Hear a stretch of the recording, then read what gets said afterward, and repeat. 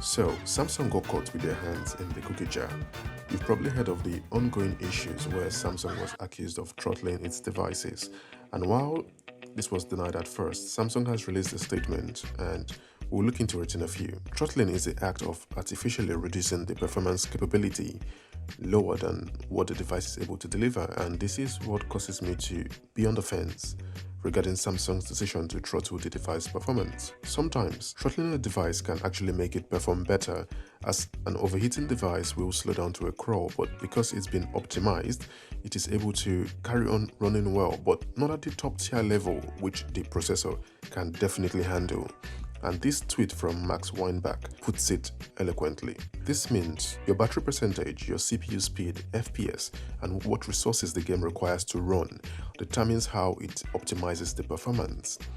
They also found out that the GOS system can reduce performance by up to 50%, which is fine for apps like the Samsung dialer that do not need all the processing power of your Exynos 2200 or Snapdragon 8 Gen 1. But games such as Call of Duty and Genshin Impact need all the power they can get. This is why I believe Samsung made a mistake. GOS is not something that occurred out of the blue. This has been installed on Samsung phones since 2016, which I believe was the S6 or the S7 and the S7 Edge.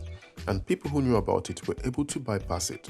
But due to One UI 4.0 update, this now prevented people from bypassing the GOS system, and which has led us to this situation here.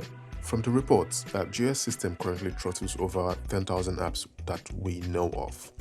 Not only did Samsung hide it, but they made benchmarking apps such as 3D Mark and Antutu Benchmark exempt, which meant they ran out the device's full potential, which is pure deceit, as there is no way you're able to achieve such performance when using other apps due to GOS system in place, because you have to remember it takes other things into account. It takes the battery percentage, it takes the CPU speed, and what it thinks the predicted FPS benefits will be when deciding what performance is going to give to you, which it doesn't do this when you are using benchmarking apps. Samsung could have seen what happened to Apple, where they were fined millions of dollars on 2 occasions and there's still a lawsuit going on, and even what happened to OnePlus.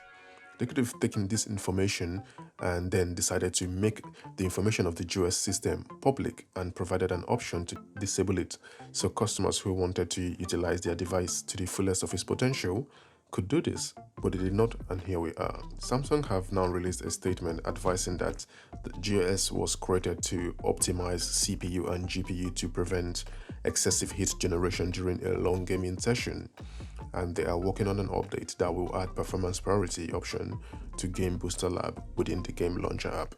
Now, on the normal occasion, I would say, okay, fine, it was created to prevent excessive heat generation during long gaming sessions, but it's been proven that that is not the case. Funny enough, the video I was working on right before this happened was how to get the best out of the S22 Ultra when gaming, and we talked about Game Launcher and the different variety of options on that Game Launcher which you might not be aware of. So I'm excited to see how the S22 series performs when we receive the update for the new performance priority mode. However, if you want to know how to get the best out of your S22 Ultra or S22 series device when gaming, do check out the next video. If it's not out now, it will be out within the next few days. Subscribe and turn on notifications so you are aware when it drops. And on this occasion, thanks for listening to me ramble on, and I will catch you in the next one.